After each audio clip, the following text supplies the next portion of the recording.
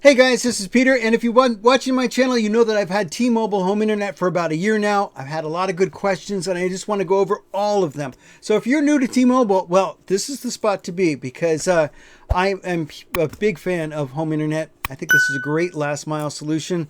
And yeah, let's go over some of the things that questions you have. Some people have asked me, is it truly $50 a month? And yeah, I've had a year worth of experience, never paid more than $50 a month. Some people want to know, is there a data cap? And I'll show you. No, here's my account, $50 a month. It's never, ever changed. I have this older gateway. This is the newer one, and I'm going to talk about that. There are some limitations to these gateways.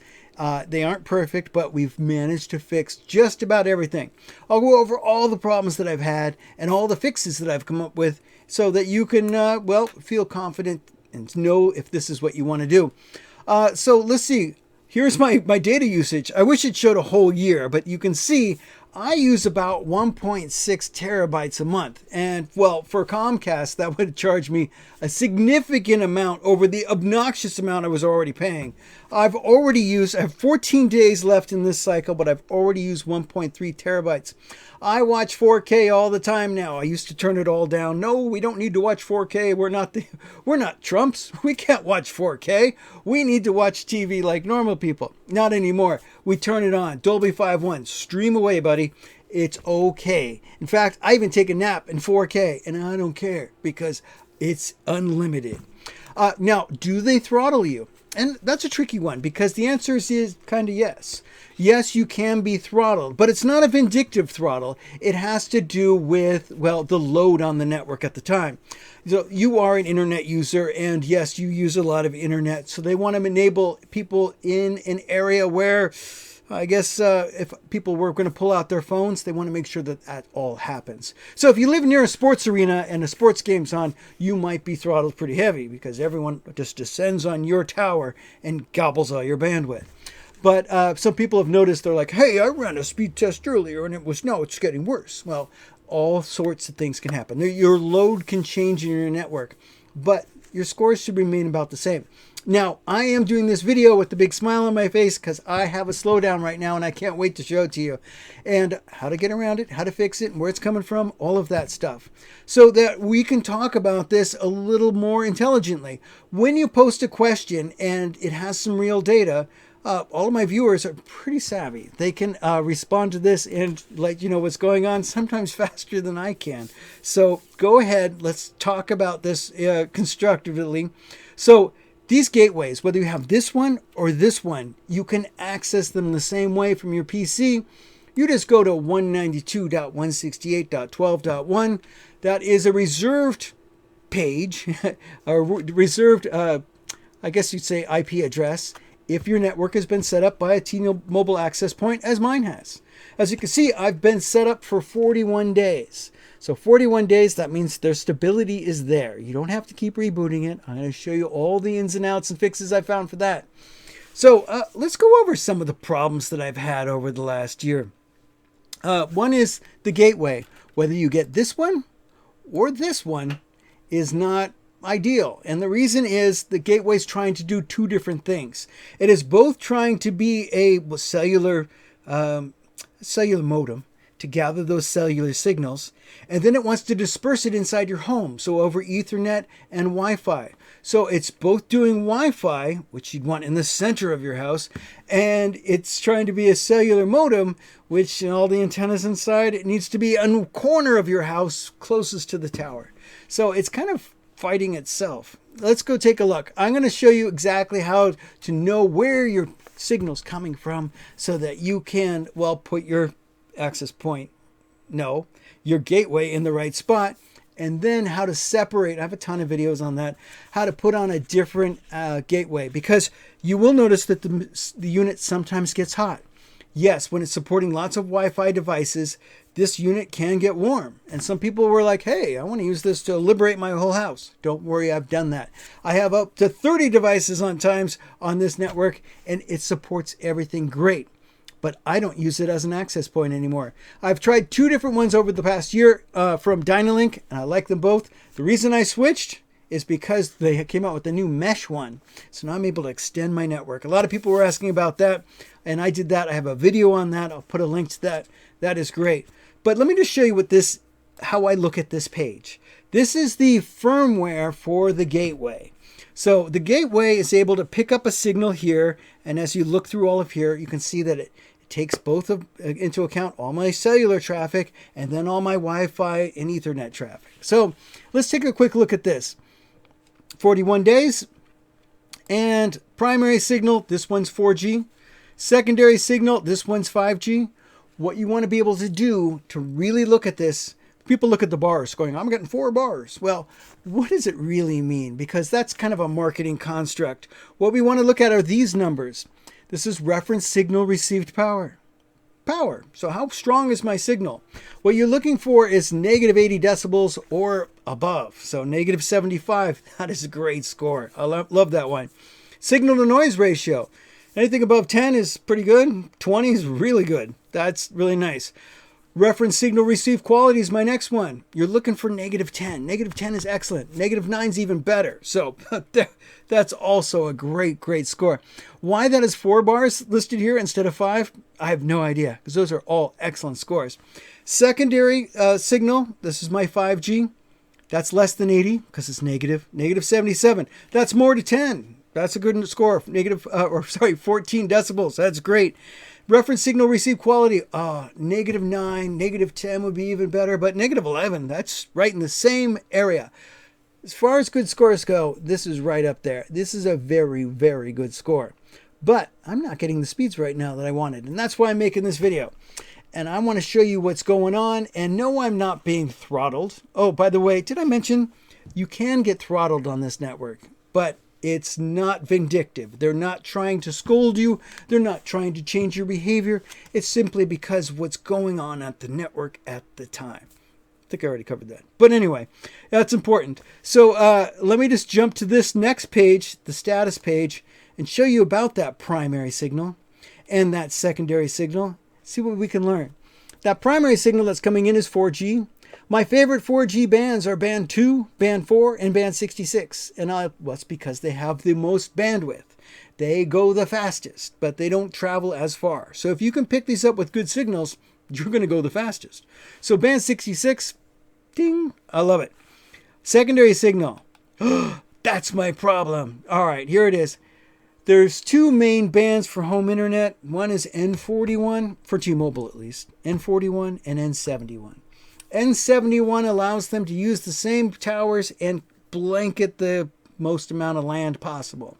It's called XR, extended range. So travels very far, but it's not quite as fast. Still fast, not quite as fast. How fast? I'll show you.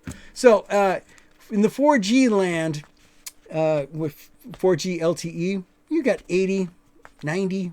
You were doing great. And we're talking megabits. What I'm going to show you is what they're doing with N71, how they aggregate these 2 bands together and get even more speed. It's phenomenal. Oh, by the way, people have asked me about usage. How much data can you use? If you use over, people make up all sorts of crud.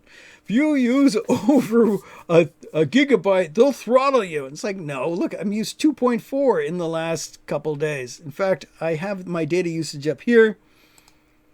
Yeah, so since the last time I booted, I've done 2.4, but that covers the 2. I think I'm going to do over 2 this month. But look at this. I'm doing 1.6 pretty much on average. I'm going to blow that through this month. We got a new box from Roku. It is Dolby 5.1. It allows me to stream in 4K and in Dolby 5.1 with rich speakers. I have a video on that. It's absolutely amazing. We've had family night almost every night this past couple of weeks. So yeah, we're streaming like a lot.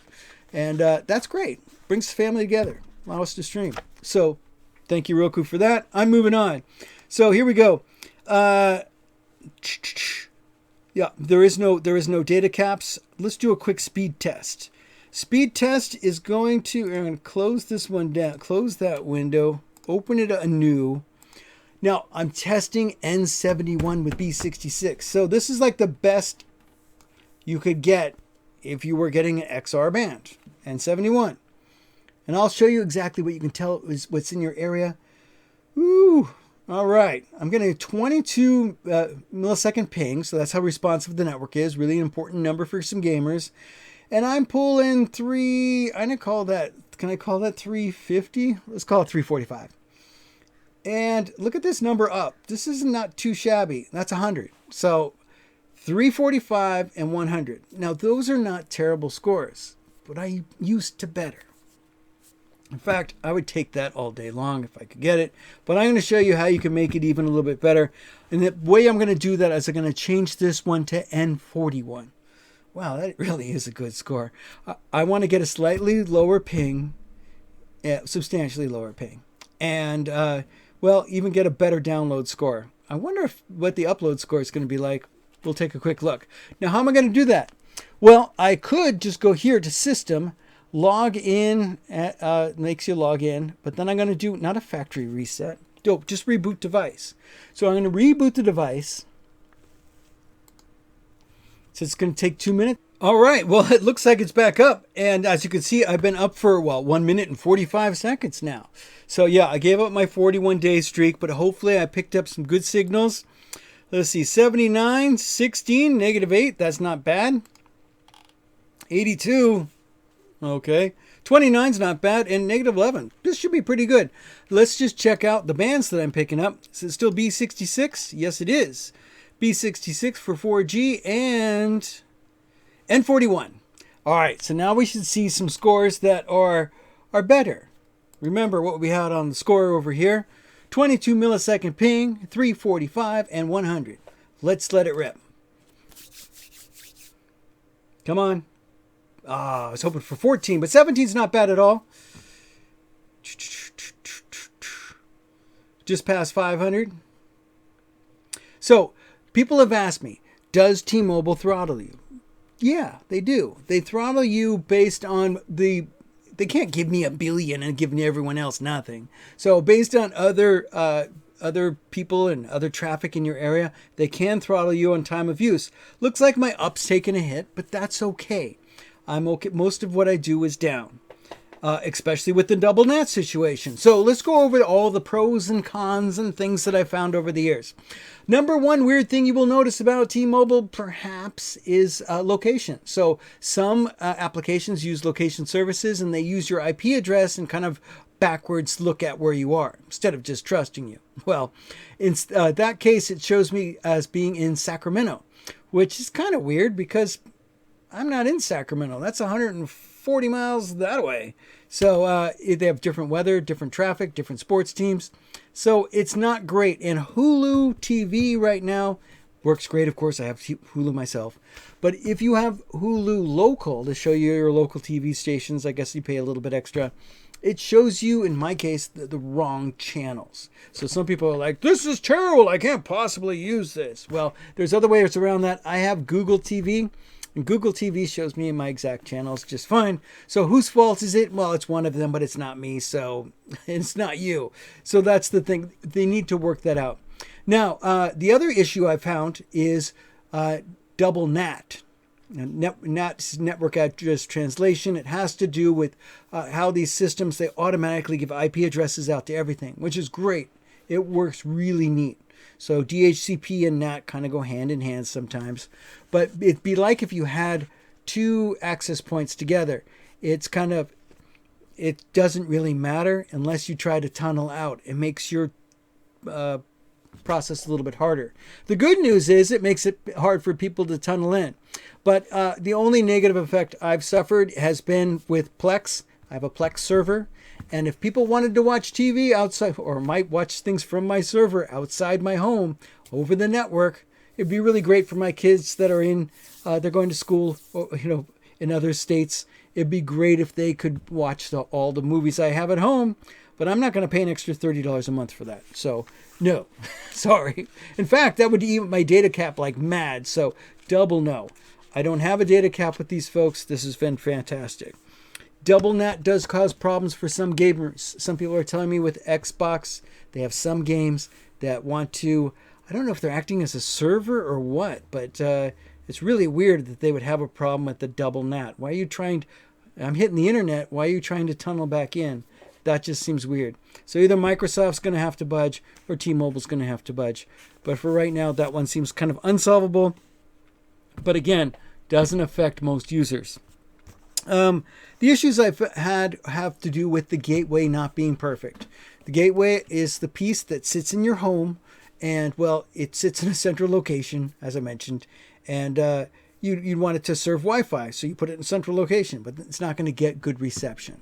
So what I do is I separate the two, and I make this one a modem only. I put it where I want, and that's closest to my external antennas. That's right, I took it apart, and I unconnected the antennas that are inside their case, and well, I ran some new ones. And that's why I get some great scores now. Let's see, what else? Other things that I've fixed. Oh, it was getting poor reception. Oh, it gets hot. So it tries to be an access point as well to put out Wi-Fi. And if you have 2 devices, 3 devices, it doesn't matter. If you're a college student, you put one of these in your window, it's going to work pretty good. So you don't have to worry about that. You might say, you're crazy. You don't have to take this thing apart. You don't have to do anything different. But if you are trying to serve 30 devices like I am, and a whole home for a year, well, then it can be done. You just need to relieve this of its duties and say, you don't have to be an access point anymore. I'm going to get a real access point with a quad core, Snapdragon in it to do some real heavy lifting. The ones that I have are from Dynalink. They support up to 200 people. They have quad core Snapdragons in there, and they are fast. So yeah, it does a much better job. In fact, the one I just recently reviewed is a mesh. So it has a mesh node as well, and it's able to extend my wireless network, and it made it even better. So yeah, that's what my channel is all about, is making this even better and better. It's basically about cord cutting, and I got to get back to that. But what you want to know is, where should you put yours in your house? I'm going to show you that really quickly. I have a ton of videos on this, but one of my favorite tools is, it's called Cellmapper.net. You can go there, you can find your house. You start out with a map of the United States. What I would do is turn it, just to pick something random there. So it turns everything off. So you can zoom in as close as possible. Find your street, find your whereabout you live. I'm just going to pick this spot randomly and then change the provider to T-Mobile. And there's a ton of T-Mobiles. But down at the bottom, it says T-Mobile USA. There. And if this was your house, you could say, okay, I got to point over there. My favorite bands are 2, 66, and 4. 12 is more of an XR band. Now, that happens to be 4G LTE. Does anybody have 5G in this area? Boop. Where's my 5G? Aha. There's some N74, N41. So if I wanted to get N41, let's see. How's that tower doing on the 4G stuff? Yes, it also has some 4G on it as well. That one's a great tower. That has 2, 66, and it has some 5G stuff on it as well.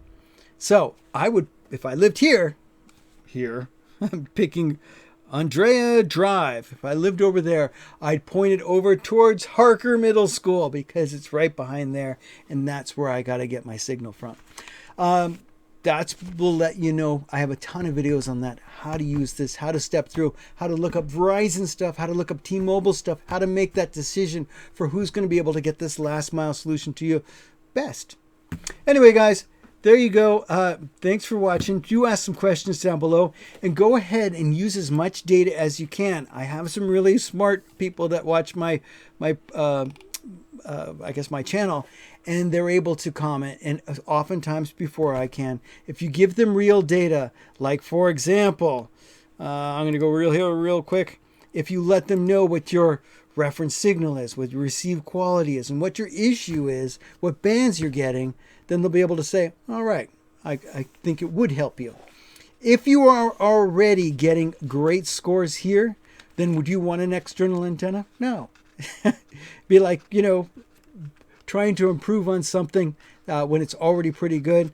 You probably don't need to go outside with it. If you're getting scores like I'm getting, you probably don't need an antenna outside. But in my particular case, it helped a tremendous amount. Stability. If you want stability, make sure if you have an external access point, you're changing that packet size. I have videos on that. There you go, guys. thanks so much. This has been a wonderful year, so thank you to T-Mobile, because this has been a wonderful solution. I have saved about $360, and I'm watching in 4K now. Anyway, guys, thanks so much for watching. We'll catch you in the next one.